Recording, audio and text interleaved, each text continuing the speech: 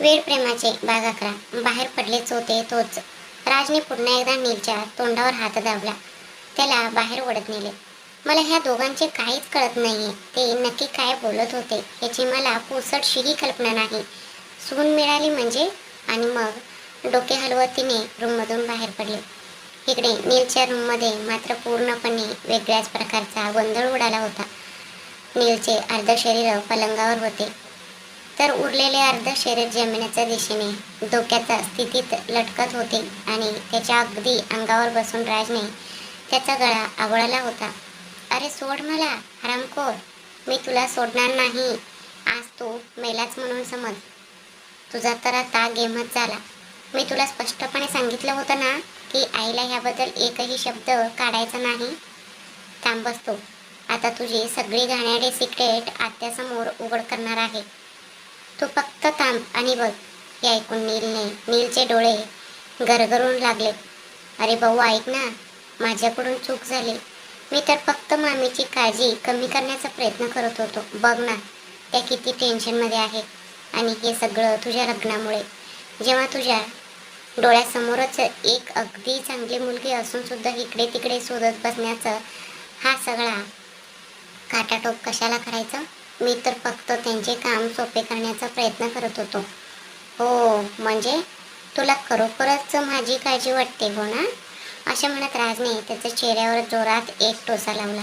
आऊच, लागलं मला. अरे सोड ना. नीलने राजला जोरात ढकलून बाजूला केले. धडपडत स्वतःच्या पायांवर उभा राहिला आणि आपला मार बसलेला चेहरा नीट करण्याचा प्रयत्न करू लागला. नीलकडे एक चेतावणी देणारे बोट करत राज म्हणाला, जर ह्या गोष्टीची विषय घरात कुठेही झाली तर हे लक्षात ठेव, मी तुझं काय करेन हे स्वतः मलाही सांगता येणार नाही. असे म्हणून तो रागाने धुमसतच आपल्या खोलीकडे निघून गेला. त्याने रियाला फोन करण्याचा प्रयत्न केला, पण तिने फोन उचलला नाही. तेव्हा त्याने तिला एक टेक्स्ट मेसेज पाठवला आणि आपल्या सामानाची आवराआवर करायला सुरुवात केली. दुसरीकडे रात्रीची बरीच वेळ झाली होती. तेव्हा कुठे राजेंद्र आणि रिया अखेर घरी पोचले. रिया गाढ झोपली होती. तिचे डोके आईच्या मांडीवर विसावले होते. लता तिच्या केसांवरून हळवार हात फिरवत होती. बाळा, उद्या सकाळी सर्वात आधी आपण आजीच्या घरी जाणार आहोत. तिथे तू तिला भेटू शकशील. आता उठ आणि जेवण करून घे. तू खूप लांबचा प्रवास केला आहेस, त्यामुळे तू नक्कीच दमली असशील. काहीतरी खाऊन घे आणि मग थोडी विश्रांती घे. रिया उठून बसली. आई, आजीला अचानक काय झालं? ती तर अगदी बरी होती. परवाच तर मावशीने माझं तिच्याशी फोनवर बोलणंही करून दिलं होतं. मग अचानक असं काय घडलं? अगं, मलाही नक्की माहीत नाही बाळा. तिची तब्येत अचानकच खूप बिघडली. उद्या तू तिथेच थांबायला हवं, अगदी आजीच्या जवळच. तिला ते खूप आवडेल. हे ऐकून रियाने केवळ मान डोलावले आणि ती जेवण करण्यासाठी निघून गेली. दुसरीकडे क्लबमध्ये नील आणि राज बार काउंटर पैसे बसले होते. नील बऱ्याच वेळापासून राजकडे एकटाक पाहत होता. तू इतकं उदास का दिसतोयस? आज कॉलेजमध्ये रियाने तुला तोबाडीक बिबाडीक मारली की काय? हे ऐकून राजने त्याच्याकडे रागाने पाहिले. अरे, मी तर फक्त मस्करी करत होतो. चल सांग तर काय झालंय नक्की? आज दुपारपासून रिया माझे फोनच उचलत नाहीये यार. शिवाय आज कॉलेजमध्येही खूप काही घडलं. ती खूपच अस्वस्थ आणि नाराज होती. हे ऐकून नील म्हणाला, हो, ही तशी किरकोळच गोष्ट आहे.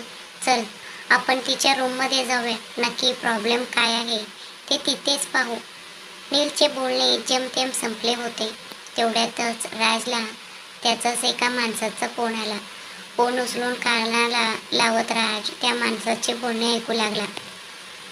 बॉस, मी आज दुपारी तुम्हाला फोन करण्याचा प्रयत्न केला होता, पण तुम्ही उचलला नाही. त्यानंतर माझी आई अचानक आजारी पडली, त्यामुळे मला तिला हॉस्पिटलमध्ये दाखल करावे लागले. आणि दुसरी गोष्ट म्हणजे मॅडम आज दुपारीच मुंबईसाठी निघाले आहेत. हे ऐकताच राजच्या चेहऱ्यावर चिंतेची गडद छटा उमटली. मग त्याने विचारले, तुझी आई आता कशी आहे? तुला कशाचीही गरज लागली तर मला नक्की फोन कर. एवढे बोलून त्याने फोन कट केला. थोड्याच वेळात ते दोघे घरी पोचले. सकाळी 7 वाजता राज तयार होऊन खाली आला. आपल्या ड्रायव्हरला सामान गाडीत ठेवण्याची सूचना दिल्यानंतर त्याने घरातच असलेल्या देवीच्या देवाऱ्यासमोर नतमस्तक होऊन प्रार्थना केली. त्यानंतर तो अनिताकडे गेला. घरातील सर्व वडीलधाऱ्यांचे आशीर्वाद घेतल्यानंतर तो मुंबईच्या दिशेने रवाना झाला. इकडे रियासुद्धा लतासोबत आपल्या आजीच्या घरी निघून गेली होती. राजेंद्र आणि ऋषी मात्र घरीच थांबले. थोड्याच वेळानंतर ऋषी शाळेत गेला. राजेंद्र ऑफिसला निघून गेले. लता रियाला पोचवून झाल्यावर संध्याकाळीपर्यंत घरी परत येतील अशी अपेक्षा होती. दरम्यान राज देखील मुंबईमध्ये पोचला होता. त्याने आपल्या हॉटेलमध्ये मुक्काम करण्याचे ठरवले होते. तिथे पोचताच हॉटेलमधील एक कर्मचाऱ्याने पुढे येऊन त्याचे सर्व सामान त्याच्या रूमपर्यंत नेण्यास मदत केली. राजही थोडा वेळ विश्रांती घेण्यासाठी रूममध्ये गेला. ते मुंबईमधील सर्वात मोठे हॉटेल होते आणि त्याची रूमही बऱ्यापैकी प्रशस्त होती. तिथे सर्व गोष्टी अगदी व्यवस्थित आणि नीटनेटकेपणाने मांडलेल्या होत्या. हातपाय धुवून फ्रेश झाल्यावर तो बाल्कनीत आला आणि रियाला फोन करण्याचा प्रयत्न केला.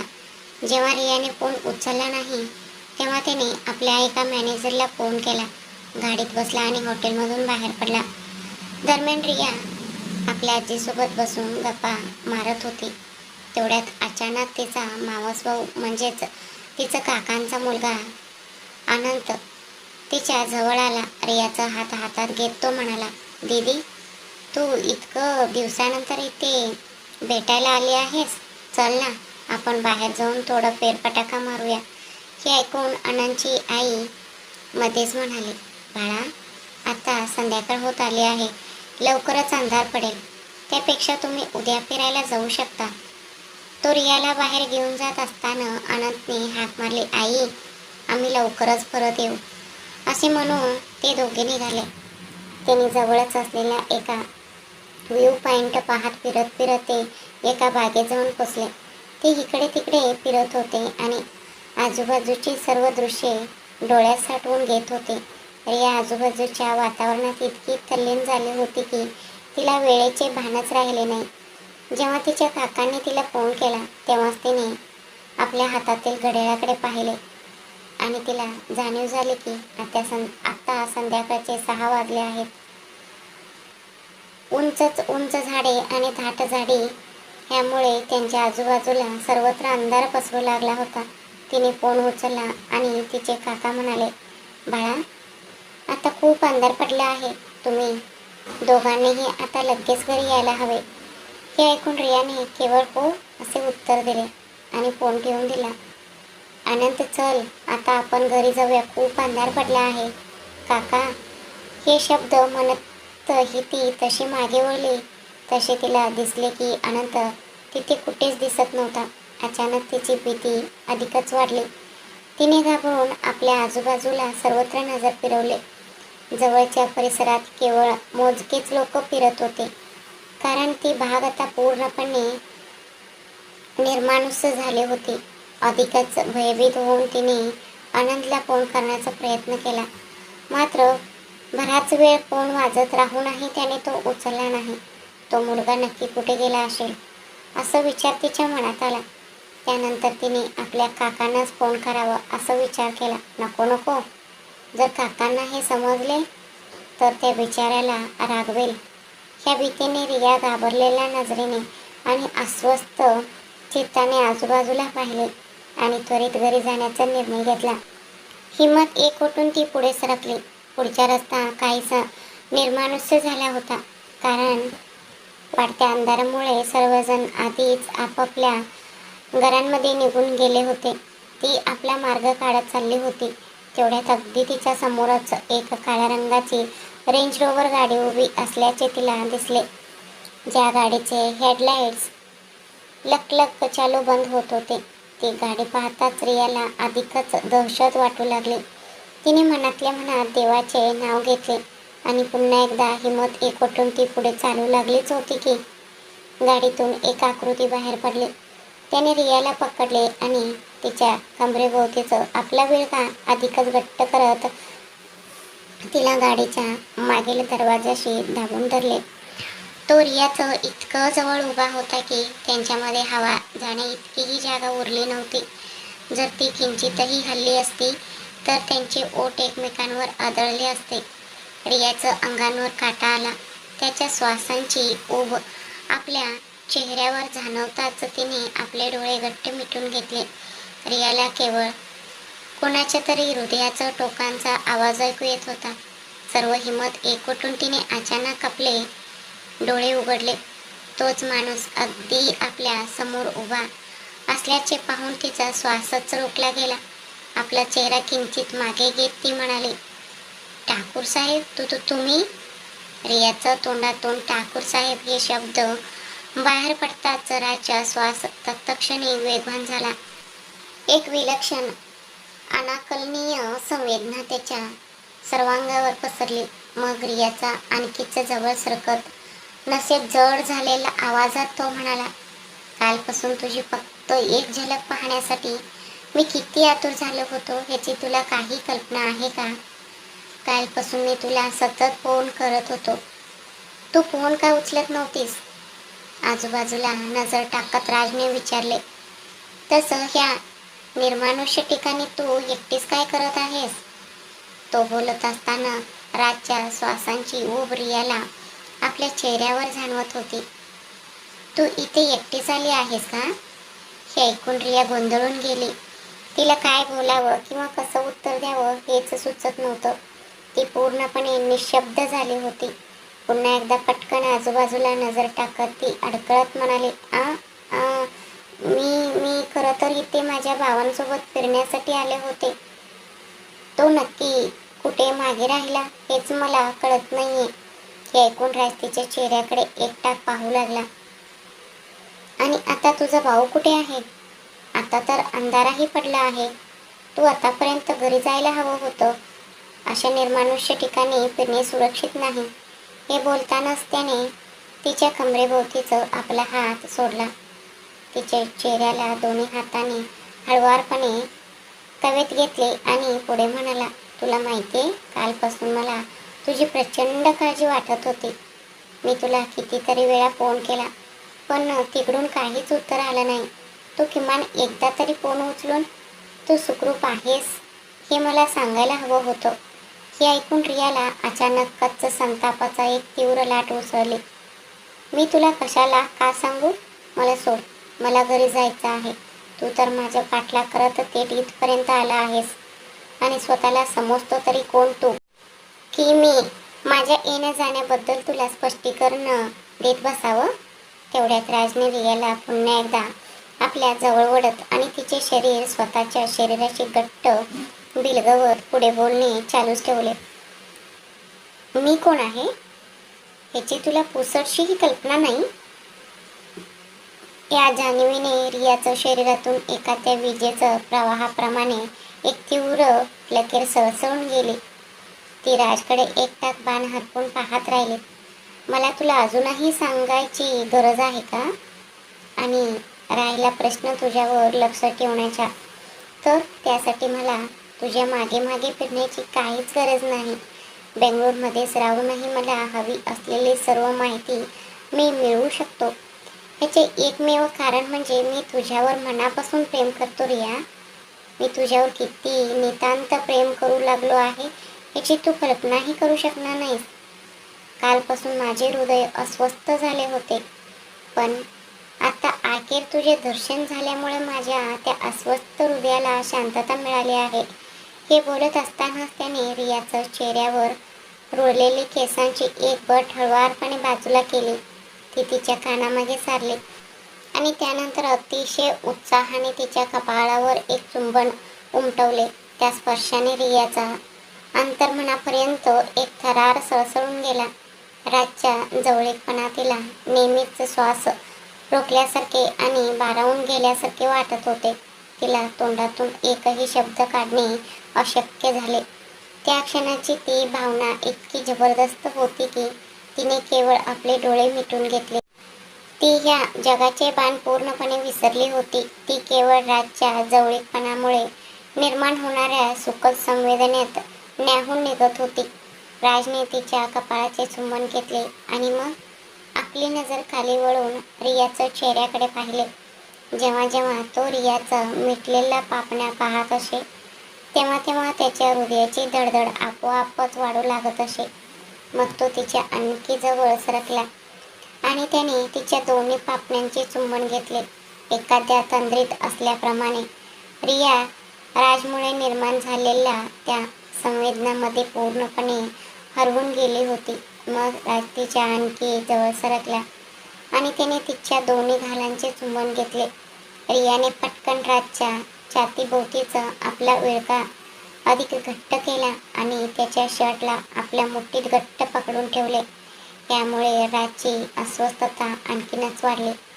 तो तिच्या आणखी जवळ झुकला, रियाचं ओठांच्या कोपऱ्यांचे चुंबन घेतले आणि तिथे हलकेच चावला. त्यामुळे दचकून रियाने आपले डोळे उघडले. तिने राजला स्वतःपासून दूर ढकलले आणि स्वतःची सुटका करून घेतली. ती काही बोलणारच होती तेवढ्यात राजने आपल्या आजूबाजूला एक नजर टाकली आणि म्हणाला, चल माझी राणी, मी तुला तुझ्या घरी सोडून येतो.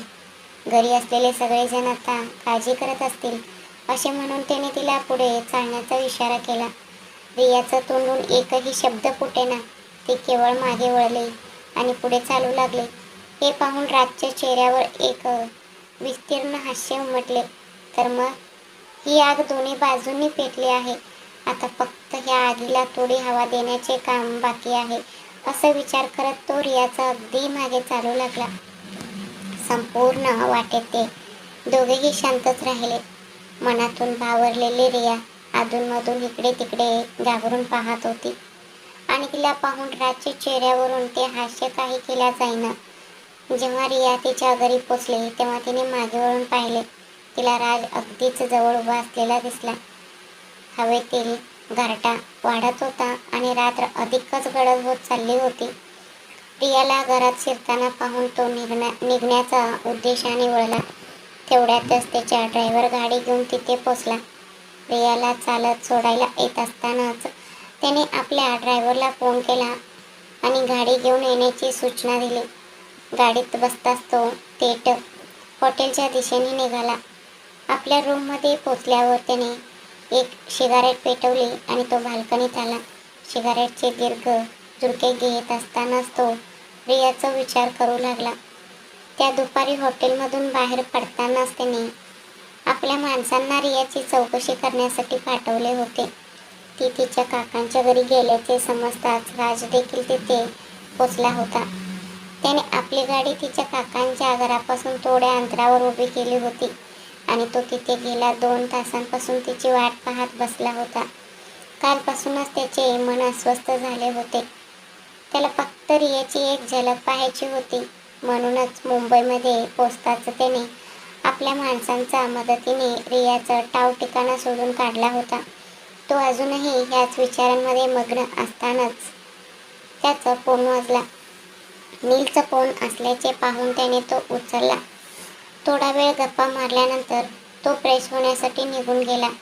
जेव्हा रिया घरी पोचली आणि तिला एकटीच आलेली पाहून तिच्या काकांनी विचारले, बाळा, अनंत कुठे आहे? तू एकटीच कशी परत आलीस? रियाला काय बोलावे हेच सुचेना. तिला नक्की काय सांगावे हे काही केल्या समजत नव्हते. अगदी त्याच वेळी दापा टाकत अनंत दाराशी आला आणि आत आला. घरी पोचल्यावर रियाला पाहिल्यावर त्याने सुटकेचं निश्वास सोडला. त्याला गोंधळलेला पाहून तिचे काका त्याच्या जवळ आले. तू कुठे होतास? रिया एकटी परत कशी आली? तुम्ही दोघे एकत्रच बाहेर गेला होता ना? वडिलांचे हे शब्द ऐकून तो गप्प राहिला. अनंतवर काका रागवताना पाहून रिया धावतच त्याच्याकडे गेली. काकांकडे पाहत ती संकोचाने म्हणाली, अहो, खरं तर काका, आम्ही एकत्रच परत आलो होतो. त्याला अगदी बाहेरच त्याचा एक मित्र भेटला. त्यामुळे तो त्याच्याशी गप्पा मारत थांबला आणि मी मात्र आत आले. हे ऐकून रियाच्या काकांनी आनंदकडे एक कडक कटाक्ष टाकला आणि ते आपल्या रूमकडे निघून गेले. काका निघून गेल्यावर आनंदने रियाकडे पाहिले आणि म्हणाला, थँक्यू दी, तू मला ओरडा खाण्यापासून वाचवलंस. पण तू कुठे गायब झाली होतीस? मी तुला सगळीकडे शोधलं. मला तुला पुन्हा फोन करावं असं वाटलं होतं, पण मग माझ्या लक्षात आलं की मी माझा मोबाईल घरीच विसरलो होतो. आनंदला शांत होण्यास सांगून रिया आपल्या रूममध्ये निघून गेली. रूममध्ये गेल्यावरती आरशासमोर उभी राहिली आणि तिने स्वतःच्याच प्रतिबिंबाकडे एकटक पाहिले. काही क्षणापूर्वी जे काही घडले होते तो संपूर्ण घटना तिच्या मनात एखाद्या चित्रपटाच्या रीलप्रमाणे पुन्हा पुन्हा फिरत होता. नकळतच तिचा हात तिच्या कपाळावर गेला, अगदी त्याच जागेवर जिथे राजने तिचे चुंबन घेतले होते. त्यानंतर तिने आपल्या गालाला स्पर्श केला आणि शेवटी तिची बोटे तिच्या ओठांच्या कडांवरून फिरले. या विचारांमध्ये मग्न असतानाच तिचे गाल लाजेने आरक्त होऊन लालबुंद झाले. मग आपल्या आरक्त झालेल्या गालांना स्पर्श करत ती पुटपुटली, असं नेहमीच का घडतं? जेव्हा जेव्हा तो माझ्या जवळ येतो तेव्हा मला एक तीव्र शांतता जाणवते. मला माहीत नाही का, पण त्याला थांबवण्याचं धाडस मला होतच नाही. तो सतत माझ्या विचारांमध्ये आणि माझ्या मनात का रेंगाळत असतो. अगदी मी डोळे मिटले तरीही मला त्याचाच चेहरा दिसतो. हे असं का घडतंय? मला काहीच समजत नाहीये. असं तर नाही ना की माझ्या मनातही त्याच्याबद्दल काहीतरी भावना आहेत? नाही नाही, हे चुकीचं आहे. मी हे काय विचार करते, मी पुन्हा कधीच त्याच्या जवळ जाता कामा नये. त्याच्याकडे पहा, तो माझा पाठलाग करत थेट इथपर्यंत आलाय. किती हट्टी आहे हा. अरे देवा, मला हे काय होतंय? तू माझ्यासोबत हे काय करतोयस? मी उद्या संध्याकाळीच घरी परत जाईन. हो, तेच उत्तम ठरेल. तसंही आता आजीची तब्येत सुधारली आहेच. मी घरी 2 दिवस थांबेन आणि मग बेंगळूरला परत जाईन. थोड्या वेळाने हातपाय धुवून फ्रेश होऊन रिया खाली आली.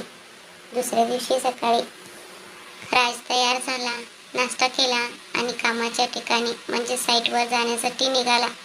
बेंगळूरला परतण्यापूर्वी अवघ्या 4 दिवसातच त्याला इथली सर्व व्यवस्था लावून घ्यायची होती. रियाच्या घरी राजेंद्रनी ऋषीला शाळेत नेऊन सोडले होते आणि लता स्वयंपाकघरात स्वयंपाक करण्यात मग्न होती. तेवढ्यात दाराची बेल वाजली. 2 मोठ्या गाड्या तिथे आल्या आणि घराच्या अगदी समोरच थांबल्या. जेव्हा बेल वाजली तेव्हा लता दारापाशी गेली आणि दार उघडले. दारासमोर फळांची टोपली आणि काही भेटवस्तू घेऊन उभे असलेले काही पुरुष होते आणि त्यांच्या मागे सूट परिधान केलेले 2 पुरुष उभे होते. त्यांना पाहताच लताच्या मनात चिंतेची एक लकीर उमटली, कारण घरात त्यावेळी दुसरे कोणीही नव्हते आणि केवळ त्यांच्या पेहरावावरून अंदाज करण्याचं झाल्यास ते एखाद्या अत्यंत प्रतिष्ठित वकील असावेत असे वाटत होते. त्यांच्याकडे पाहत लता विचारले, आपण कोण आणि आपल्याला कुणाला भेटायचे आहे? हे ऐकून सर्वात पुढे उभे असलेल्या व्यक्तीने उत्तर दिले, हे मिस्टर राजेंद्र देसाई यांचेच घर आहे ना? हो हो, हे त्यांचेच घर आहे. मी त्यांची पत्नी आहे. प्लीज सांगा, आपण इथे कशासाठी आला आहात? आमचे त्यांच्याशी महत्त्वाचे काम आहे. आम्ही आत येऊ शकतो का? आम्हाला त्यांच्याशी बोलायचं आहे. हा व्यक्ती अभय तिवारी होता. हो, प्लीज आत या. त्यानंतर सर्वजण आत आले आणि सोफ्यावर बसले. लता स्वयंपाकघरात गेली आणि फोन करून राजेंद्र यांना त्वरित घरी येण्यास सांगितले आणि त्यानंतर चहा बनवण्याच्या तयारीला लागले. थोड्याच वेळात राजेंद्र घरी पोचले. तिथे इतकी मंडळी जमलेली पाहून ते त्यांच्या जवळ गेले आणि त्याने विचारले, आपण सर्वजण कोण आहात आणि आपल्या येण्याचा उद्देश काय आहे? हे ऐकून तिवारी पुढे आले आणि म्हणाले, प्लीज खाली बसा मिस्टर देसाई. शेवटी हे तुमचेच घर आहे. आम्ही तर केवळ गप्पा गोष्टी करण्यासाठी आलो आहोत. विशेषतः सांगायचे तर आम्ही आमच्या मुलासाठी तुमच्या मुलीचा हात मागायला आलो आहोत. हे ऐकताच राजेंद्र आणि लता त्यांच्याकडे पूर्णपणे अवाक होऊन पाहतच राहिले. त्यांनी एकमेकांकडे गोंधळलेल्या नजरेने पाहिले आणि मग तिवारींकडे वळून ते म्हणाले, मला वाटते की इथे काहीतरी गैरसमज झाला आहे. आमच्या मुलीच्या बाबतीत सांगायचे तर तिचे लग्नाचे वय अजून झालेले नाही. ती जेमतेम 19 वर्षाची आहे. आम्हाला तिचे लग्न आताच करायचे नाहीये. ती अजून खूपच लहान आहे. सध्या ती कॉलेजमध्ये शिकत आहे. हे ऐकून तिवारी म्हणाले, मी असे म्हणत नाहीये की आपण लग्न लगेचच उरकून द्यावे.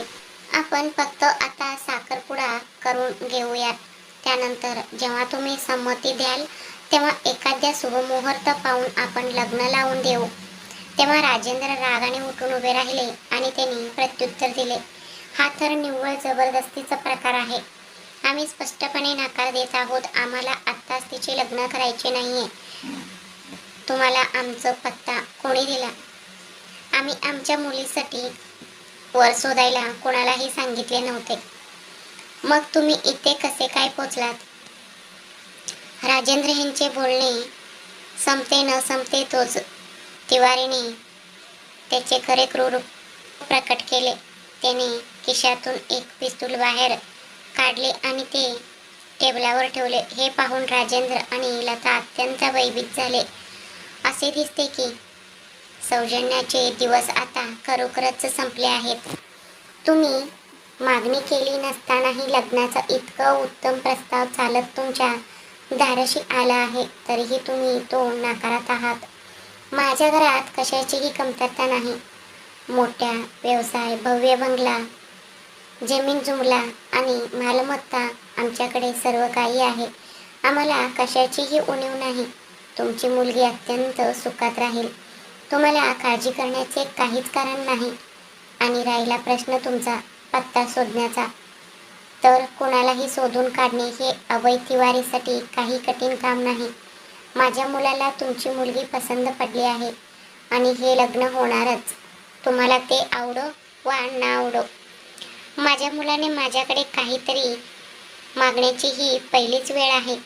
मी तुमच्याशी सौजन्याने बोलण्याचा उद्देशाने इथे आलो होतो, पण असे दिसते की तुम्हाला सरळ मार्गी संभाषण पचविण्याचं शक्य नाही.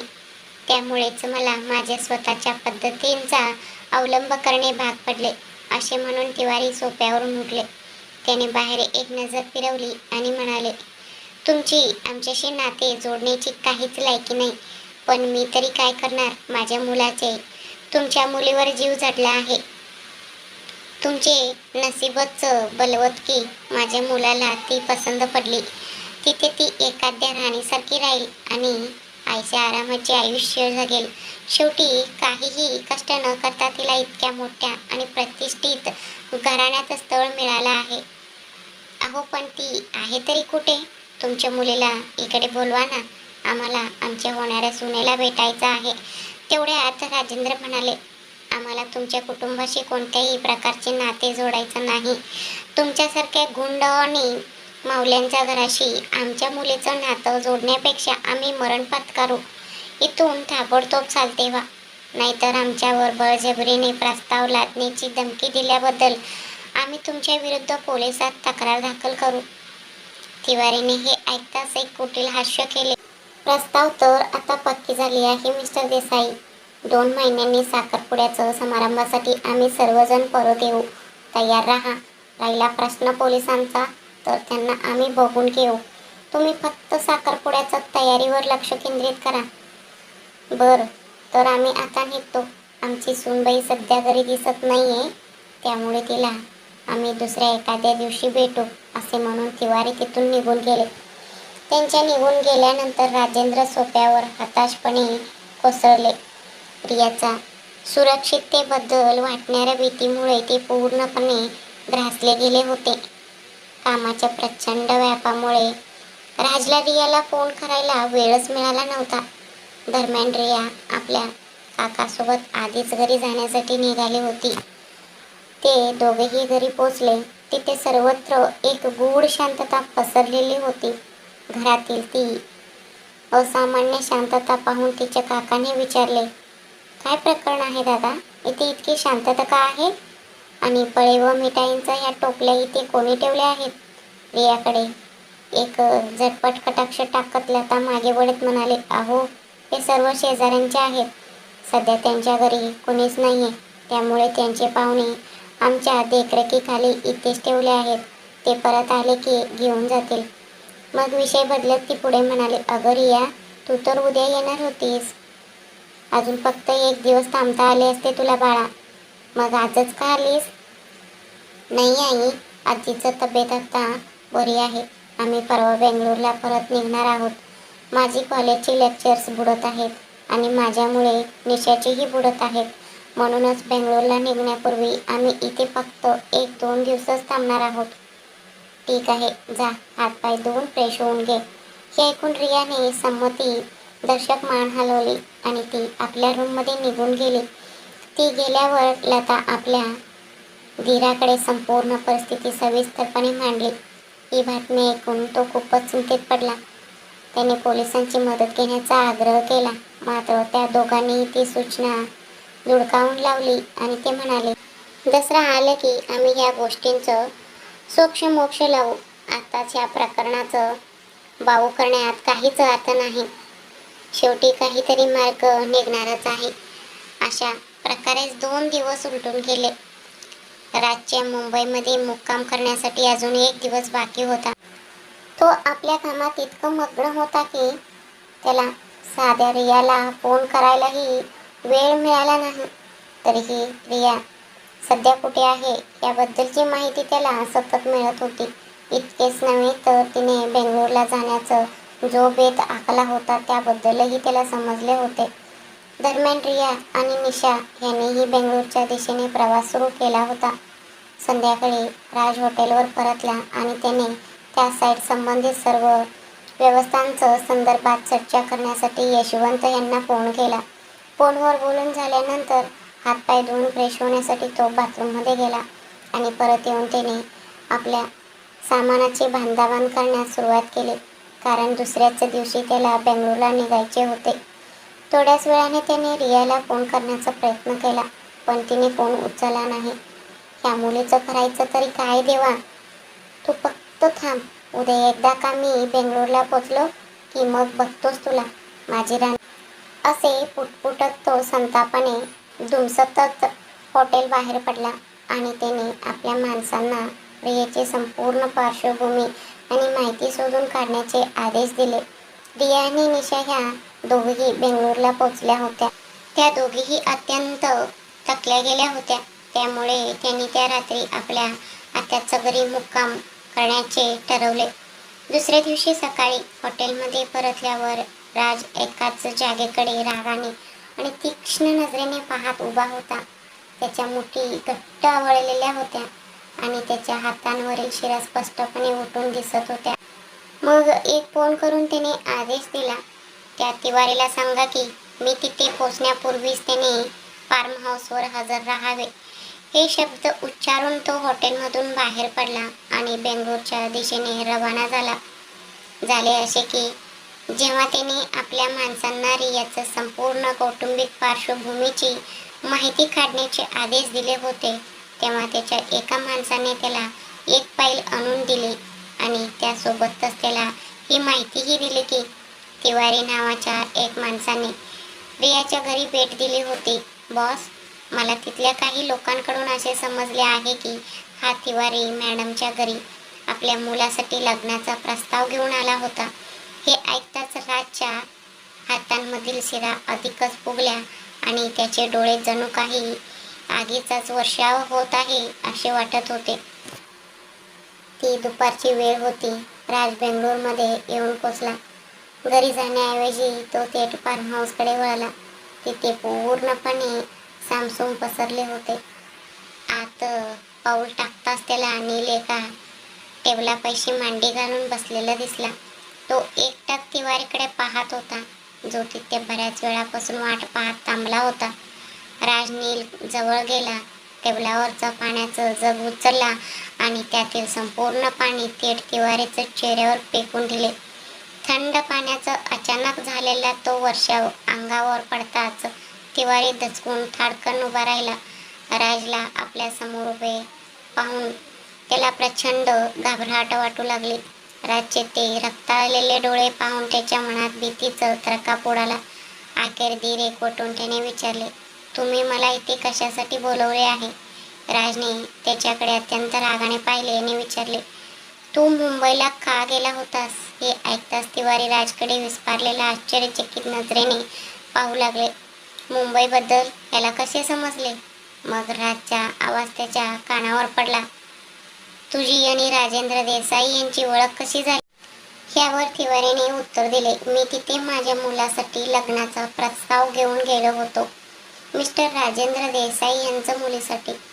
तेव्हा राज रागाने ओरडला, ते विसरून जा. तुझा मुलगा त्या कुटुंबात कधीही लग्न करू शकेल ही गोष्टच मुळीच विसरून जा, समजले? तिवारी राजकडे पाहतच राहिला. आश्चर्याच्या धक्क्याने त्याचे डोळे आणखीनच विस्फारले. त्याची ती प्रतिक्रिया पाहून राज पुढे म्हणाला, तुझ्या मुलाला ताकीद दे की त्याने रियापासून दूर राहावे, नाहीतर मी त्याची अशी काही अवस्था करेन ज्याची तू कल्पनाही करू शकणार नाहीस. पण माझ्या मुलाचं तिच्यावर प्रेम आहे. त्याला दुसरं काही बोलता येण्याआधीच राजच्या भरदस्त आवाज त्याच्या कानावर आदळला, तोंड बंद ठेव तुझं. तुझ्या मुलाला फक्त मुलींशी खेळ खेळता येतात. त्याला प्रेमाचं अर्थ तरी कळतो का?